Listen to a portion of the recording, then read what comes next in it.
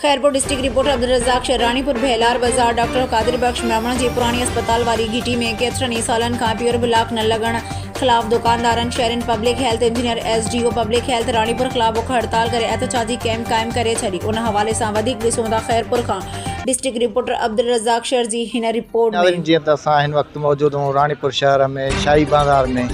हिते पेवर जे हवाले सां हिते कैंप बि लॻाई वई आहे, एहतजाज बि कयो वियो आहे। अचो त हितां जे दुकानदारनि खां पुछूं त हिननि जो छा चवणु आहे।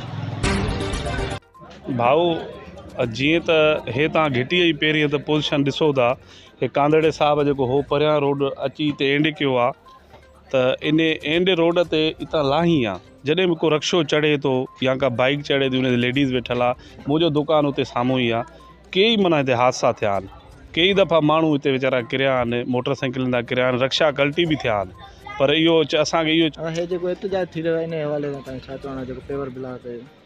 अस्सलाम वालेकुम दोस्तों, अगर जेकॾहिं रानीपुर जे तरक़ियाती कमनि ते ॻाल्हाइजे त हर तरफ़ तव्हांखे सिर्फ़ु किचिरे या ढेर अलहमदिल्ला नज़र ईंदा, को बि तरक़ियाती कमु न आहे।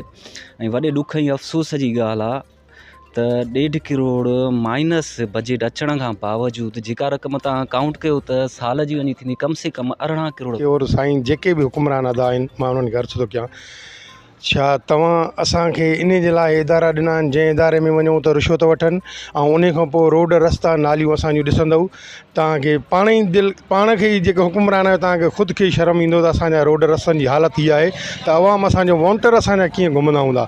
अचो महलनि में उते अचो त बाक़ाइदगी सां गंदगी आहे, अहिड़ी गंदगी आहे जो तव्हां सोचे ई न सघंदव। 8-8 ॾींहं अचो असांजे महल में, 8-8 ॾींहं नालियूं नथियूं निकिरनि महलनि जूं, रोड रस्ता आहिनि, कोई बि माण्हू नथो अची सघे। जेकॾहिं अचे थो को बीमार त अॻे ई बीमार थो थी वञे, झाकनि झुकनि में रहंदो हुनजो साहु हलियो थो वञे, ॿुधव। सो